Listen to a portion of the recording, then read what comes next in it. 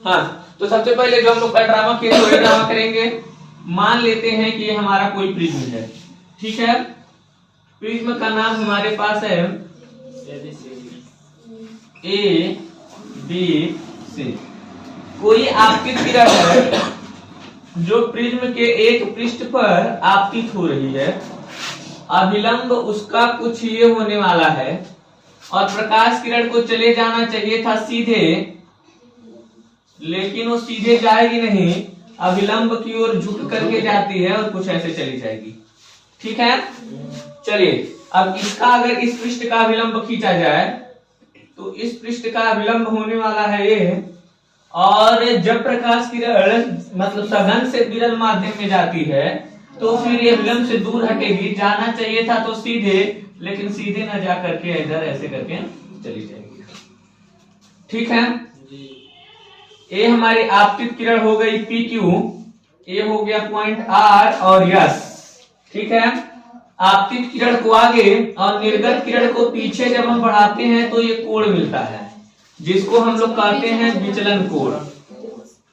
विचलन कोण, और विचलन कोण को दिखाते हैं डेल से। इस पॉइंट का कुछ नाम दे दिया जाए तो चलो इसका नाम डी रख देते हैं, इसका नाम ई रख देते हैं, ठीक है। थोड़ा सा क्यू भाई साहब को रखते हैं साइड में, समझना कि यहाँ रख देते हैं, इसी पॉइंट का नाम है, ठीक है, क्योंकि हमको उस जगह का जरूरत है। इतनी बात थी। ये हमारे पास आपतन कोण था, आपतन कोण को आई से दिखाएं। ये हमारा अपवर्तन कोण था आर से, ए वाला कोण आर डैश था, और ए वाला जो कोण था, ए वाला कोण वो आई डैश था, ठीक है। आइए हम लोग प्रिज्म के लिए अपवर्तनांक का सूत्र निकालेंगे। अपवर्तनांक के सूत्र का क्या मतलब होता है सर? अपवर्तनांक के सूत्र का मतलब होता है, हम लोग पढ़ चुके हैं, थोड़ा सा आप अपने दिमाग में रख करके चलेंगे। यहाँ पे लिखते हैं, दिमाग में आपको अपने ये रख करके चलना है कि n बराबर हमने पढ़ा है साइन आई बटे साइन आर। यहाँ 1n 2n1 कुछ भी हो सकता है, माध्यम कोई सा भी हो सकता है, मतलब नहीं है। लेकिन अपवर्तनांक जहाँ n मतलब जहाँ n रहता था उस माध्यम में प्रकाश का अपवर्तनांक रहता था, ठीक है।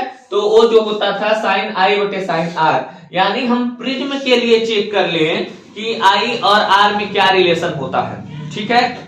एक हम प्रिज्म के लिए चेकआउट करने वाले हैं कि आई और आर में क्या रिलेशनशिप होता है और किसी प्रिज्म का अपवर्तनांक क्या होता है। तो चलिए काम करते हैं, लिखते हैं थोड़ा सा बिंदु ओ पर, नहीं बिंदु ओ नहीं, पता नहीं कैसे इंक भराता है, बिंदु क्यू पर, ठीक है। हमारे सामने है बिंदु क्यू, और जो बिंदु क्यू है इस बिंदु क्यू पर देखिएगा, एक बात बताइए, क्या है वाला कोण यहाँ पर थोड़ा इसका नाम रख देते हैं, अभिलंब है ना, इसका नाम यम रख देते हैं, और इधर वाले का नाम रखते हैं यम। यम का है विलंबवा है, डेल का है विचलन कोणवक है, ठीक है, आप समझिएगा। चलिए, तो एक चीज देखिएगा, बिंदु क्यू पर हाई वाला जो कोण है, हाई वाला कोण, ये है पूरा कोण है, पूरा कोण है, पूरा वाला कोण, ये वाला कोण इस पूरा वाले कोण के बराबर होगा। क्यों? शीर्षाभिमुख कोण, बहुत बढ़िया, ठीक है। तो लिखेंगे हम लोग कि कोण एन क्यू पी, नहीं पी क्यू एन, जिसको हमको दिखाना होता है उसको रखेंगे बीच में, बाकी इसकी को बाहरी पजली रख सकती है। इधर डी क्यू ई, कोण डी क्यू ई, ये दोनों बराबर हैं, रीजन बता देते हैं शीर्षाभिमुख कोण, विमुख कोण, ठीक है। हमारे पास हो गया कि ये शीर्षाभिमुख कोण से बराबर है। अच्छा, ये टोटल आई हो गया, यानी हम लोग ये कह सकते हैं सर कि कोण जो डी क्यू ई है, यानी इसके जगह पे हम लिखेंगे आई, पी क्यू एन के जगह पे लिख सकते हैं आई, और कोण डी क्यू ई को ऐसे छोड़ सकते हैं, ठीक है, डी क्यू ई को ऐसे छोड़ सकते हैं। अच्छा, एक बात बताइए, हम डी क्यू ई को ऐसे छोड़े नहीं, थोड़ा सा एक लाइन हम शॉर्ट करते हैं, समझिएगा।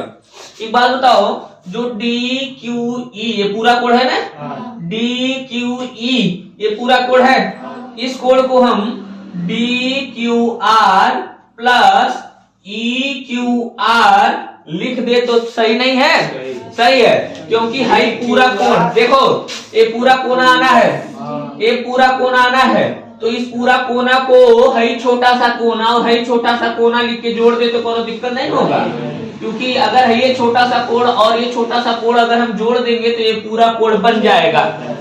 समझ में आ रहा है? तो एक लाइन वहीं पे हम सॉल्व कर रहे हैं और हम इसको लिखने जा रहे हैं डी क्यू आर, कोण डी क्यू आर प्लस कोण E Q R, E Q R D Q are high वाला कोण, ठीक, plus E Q R high वाला कोण, आई दोनों कोण जोड़ दिए तो हाई बड़ा वाला कोण मिल गया है। ठीक है, इसी के जगह ये पे लिखे हैं, किसके जगह पे? डी क्यू ई के जगह पे हमने इतनी बात लिखा है। ठीक है, चलिए यहां पर हो गया है आई और डी क्यू आर, थोड़ा देखिएगा, डी क्यू आर तो हमको पता नहीं है, छोड़ दीजिए, डी क्यू आर और ई क्यू आर हमको पता है कि स्मॉल वाला आर होता है तो आर हो गया।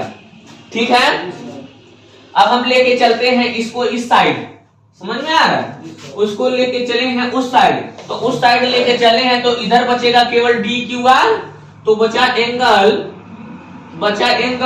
डी क्यू आर,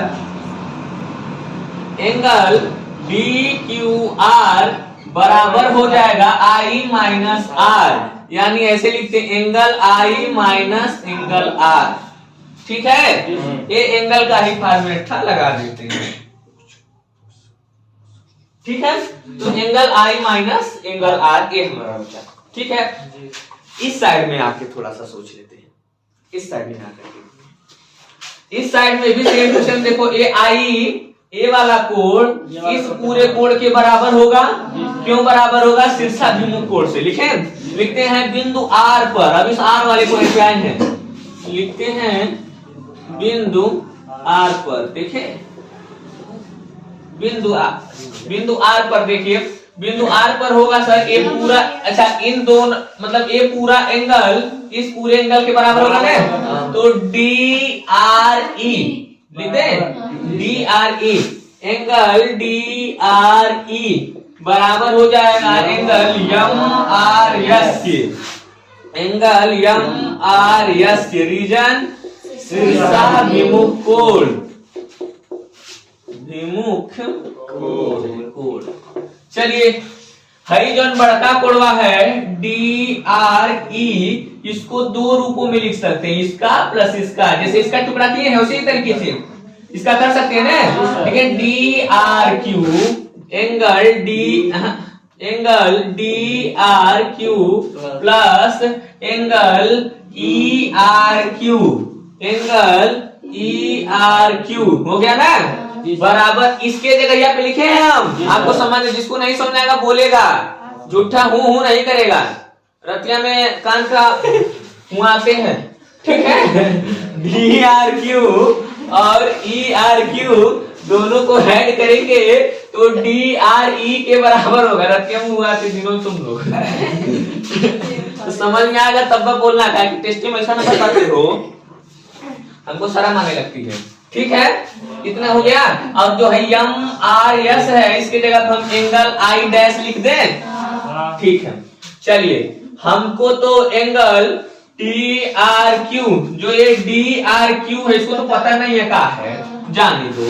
है ई आर क्यू पता है, आर डैश है तो हम यहाँ आर डैश लिख लेते हैं, बराबर हो जाएगा एंगल आई डैश। हो गया, इनको हम लेके आते हैं इधर, और जब हम उनको इधर लेके आएंगे तो एंगल डी आर क्यू बराबर angle I dash minus angle R dash.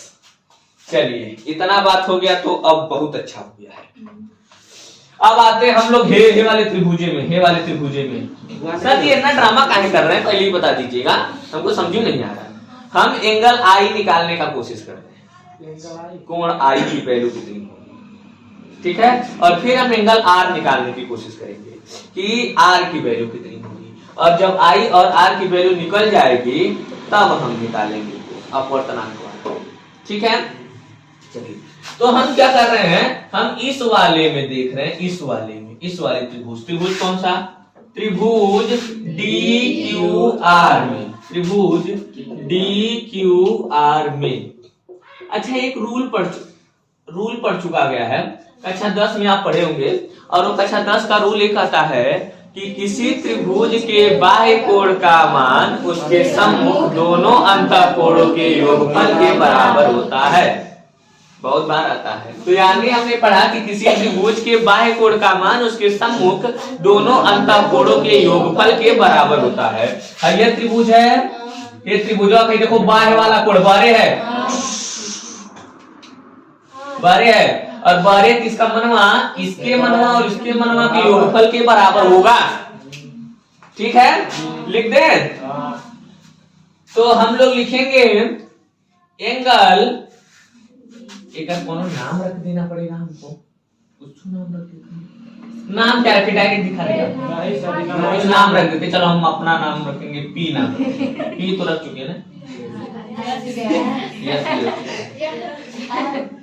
F रख देते। चलो ठीक है, तो क्या लिखेंगे, FDR, एंगल FDR बराबर होगा angle DQR, angle DQR plus angle DRQ के, DRQ। FDR विचलन कोण है, इसको दिखाएंगे हम लोग डेल से, सही बात है। एंगल DQR को अब ना कहीं निकालें, DQR ना के सब व्यवस्था कर बैठे हैं, angle I minus angle R और प्लस एंगल DRQ को भी यही निकाल रखे हैं। ठीक है, angle I dash minus angle R dash, समझ में, इसलिए पहले बंदोबस्त कर लिया गया था। आगे बढ़ते हैं, अब एक काम कर लेते, I वाले को एक साथ और R वाले को एक साथ कर लेंगे, थोड़ा सा हमारा हो जाएगा फायदा। कर लेते हैं, डेल बराबर हो जाएगा, थोड़ा एंगल I हो जाएगा, प्लस में तो कहा माइनस है, प्लस में है तो प्लस जाएगा, तो प्लस के I डैश लिखा जाएगा। ठीक है, माइनस है, माइनस का R है और है माइनस का R डैश है, दोनों बेचारे माइनस में है, दोनों बेचारे माइनस में, तो हम माइनस वाले लेते हैं कॉमन। ठीक है, माइनस वाले लेंगे कॉमन, तो ये हो जाएगा angle R plus angle R dash. देखो माइनस से गुणा करेंगे माइनस हो जाएगा, माइनस से इसमें भी गुणा करेंगे तो ये माइनस हो जाएगा। समझ में आ रहा है, दोनों सामने माइनस था, हमने दोनों के सामने का जो माइनस चिन्ह था वो कॉमन ले लिया है, और इतना काम करने के बाद हम इसका नाम रखेंगे समीकरण। आगे बढ़े थोड़ा सा, एक चतुर्भुज हमारे पास है, कौन सा चतुर्भुज, है पृष्ठवा से अभिलंब, है वाला चतुर्भुज, यानी AQER, है वाला चतुर्भुज। ठीक है, बड़ा वाला चतुर्भुज। अब देखो हई जो कोण बन रहा है पूरा अभिलंब, पृष्ठ से और कोण के बीच का अंतर, हम लोग पृष्ठ अपना अभिलंब खींचते हैं, तो पृष्ठ से जो कोण पर जो अभिलंब खींचा जाता है, पृष्ठ से वो 90 अंश का खींचा जाता है। इस पृष्ठवा से हम लोग ये जान खींचे थे 90 डिग्री का है, 90 डिग्री का है, समझ में आ रहा है। तो इधर भी तो ये 90 डिग्री का होगा और ये 90 डिग्री का होगा, एक पृष्ठ है, इस पे 190 डिग्री खींच दो, 90 डिग्री होगा, 90 डिग्री होगा, 90 डिग्री होगा, सब 90 डिग्री के होंगे। तो ये जो पूरा कोण बन रहा है AQE, पहले हम बात कर लेते हैं। एक चतुर्भुज के अंदर के चारों कोणों का योगफल 360 अंश होता है ना। चलिए हम इसको लिख देते हैं, इसी चतुर्भुज के चारों कोणों का योगफल 360 अंश होता है। 360 अंश होता है तो लिखेंगे कोण A प्लस कोण AQE। अच्छा, ऐसा इसलिए लिखना पड़ा है क्योंकि यहाँ पे ढेर का कोण बन रहा है, Q भर तो लिख नहीं सकते, जैसे यहाँ पे A भर बन रहा है और कोनो कोण नहीं बन रहा है, तो A मतलब हैया कोण की बात कर रहे हैं, समझ में आ रहा है। लेकिन यहाँ पे बहुत ज्यादा कोण बन रहा है, हाई वाला कोण की, हाई वाला कोण की, हाई वाला कोण, इसलिए हमने बता दिया AQ और E जो हाई वाला कोण बन रहा है उसके बारे में बात की जा रही है। प्लस है कोण E, यहाँ पर भी एक का कोण बन रहा है, कोण E प्लस ARE है पूरा ARE, और किसी चतुर्भुज के चारों अंतःकोणों का योगफल 360 अंश होता है। हमने 360 कर लिया। ए भी 90 डिग्री का है और ए भी 90 डिग्री का है, दोनों कोण 90-90 डिग्री के हैं ना, अभिलंब है ना। तो लिखेंगे देखो कोण ए प्लस हो गया है 180 अंश प्लस कोण ई प्लस हो गया 180 अंश बराबर 90 अंश और ये 90 अंश बराबर 360। Angle A plus angle E बराबर है 90-90 जोड़ देंगे 180 को इधर लेके आइए 360 माइनस 180 बराबर 180 अंश। Equation number 6। चलिए देखिए तो हाँ हम लोग को समझना है प्रिज्म के लिए अपवर्तनांक का सूत्र। हमने एक प्रिज्म बनाया है और प्रिज्म से आपतित किरण है PQ।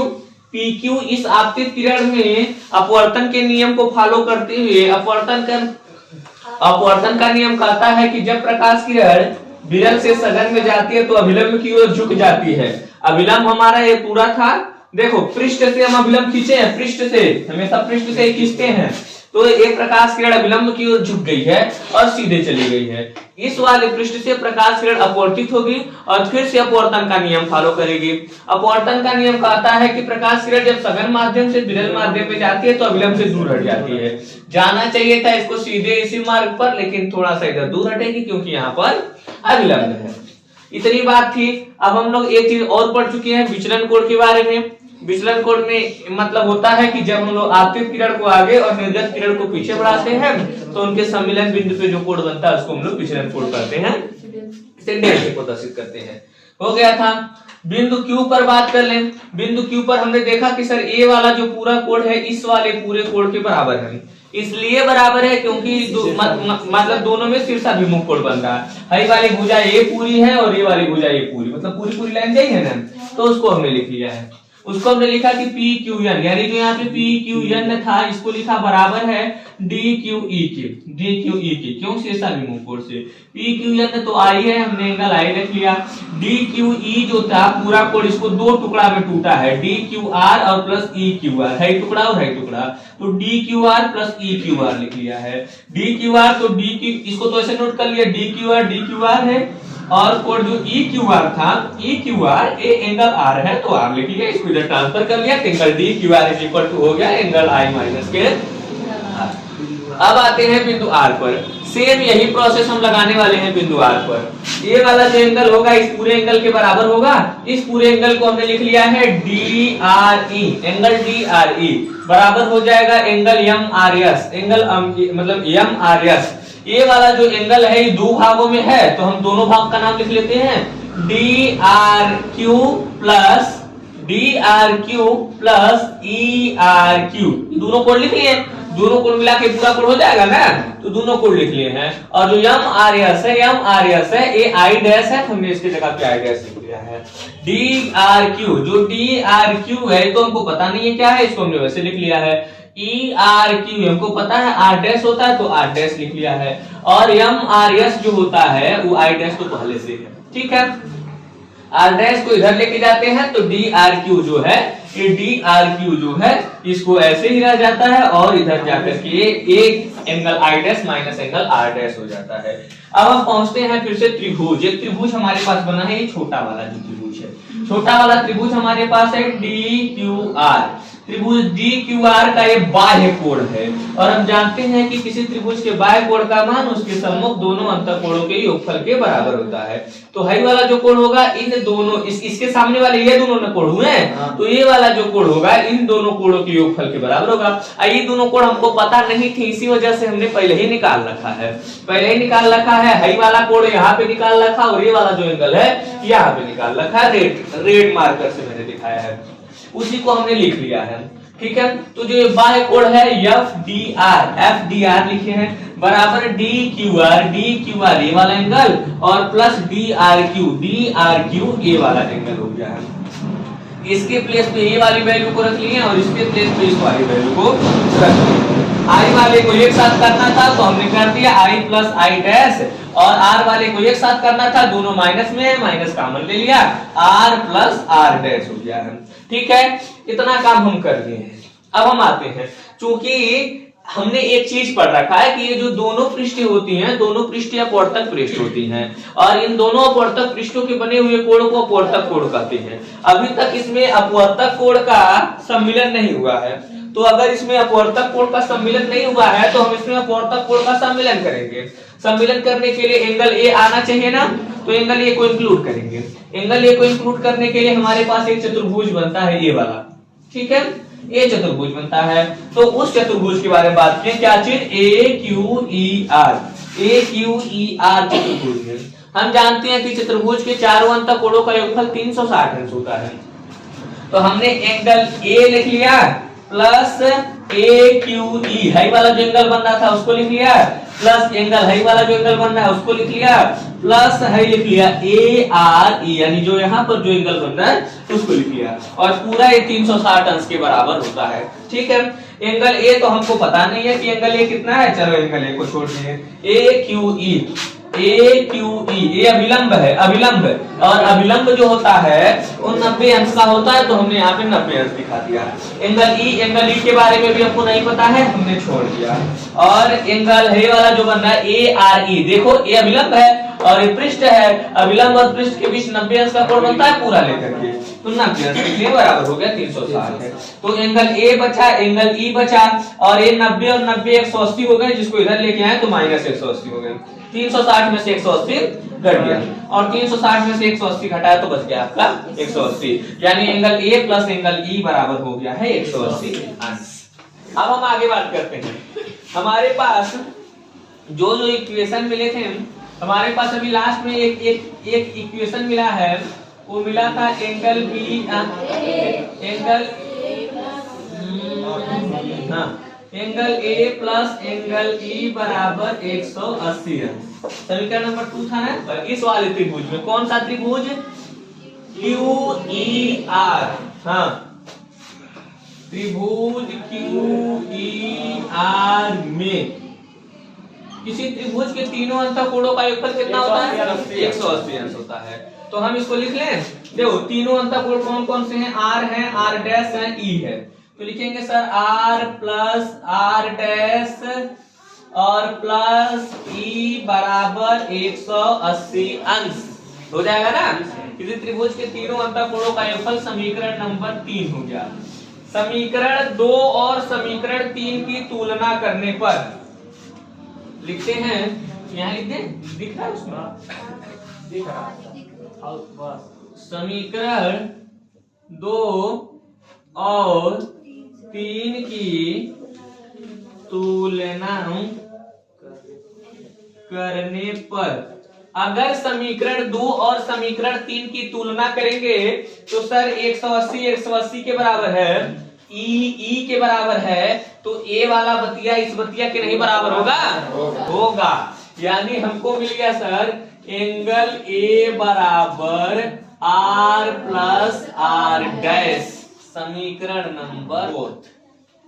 ठीक है, जो देखो 180 बराबर है, ई के बराबर है, नहीं बतिया इस बतिया के बराबर हो, तो इसलिए हमने लिख लिया कि एंगल जो ए बराबर होगा आर प्लस आर डैश की होगा। आर प्लस आर डैश का मान हम रख देते हैं समीकरण फर्स्ट में, आर प्लस आर डैश, इतना बढ़न बात कौन लिखेगा। ठीक है, ए का मान समीकरण फर्स्ट में रखने पर, ए का मान अगर हम समीकरण फर्स्ट में रखेंगे, समीकरण फर्स्ट हमको कुछ इस तरीके से मिला था, हमें याद है, हम बताते क्या मिला था, डेल बराबर मिला था I plus I dash minus R plus R dash, यही मिला था ना। तो क्या हम आर प्लस आर डैश की जगह ए लिख लें, ठीक है, तो हम लिखेंगे डेल बराबर आई प्लस आई डैश माइनस ए, मिला, समीकरण नंबर 5। अब हम फिर पहुंचते हैं अल्पतम विचलन की स्थिति में। अल्पतम कैसा हो गया, विचलन की स्थिति में, अल्पतम विचलन की स्थिति में अल्पतम विचलन की स्थिति में क्या होता है? नहीं, अल्पतम विचलन की स्थिति में क्या तीन बात ऐसा क्या चीज होती है? आई डैश के बराबर हाँ? आई डैश के बराबर होता है और आर डैश के बराबर। बहुत बढ़िया, ये हम सुनना चाह रहे थे, बहुत लाजवाब। ठीक है, क्या होता है? ये होता है जो आई बराबर होता है आई डैश के और आर बराबर हो जाता है आर डैश के, और जो डेल होता था उसको हम डेलियम लिखने लगते थे। ये बातें कल हम लोग पढ़ चुके हैं, उसी को हम लोग अप्लाई करेंगे।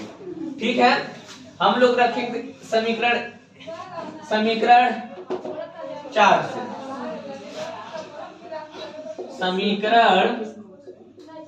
से। समीकरण 4 में क्या हुआ? एंगल ए बराबर हमने पढ़ा आर प्लस आर डैश। तो एंगल ए देखो, आर और आर डैश दोनों बराबर है, तो आर की जगह लिखवा करेंगे, आर डैश की जगह भी आर लिखेंगे हम। तो एंगल ए बराबर हो गया 2r।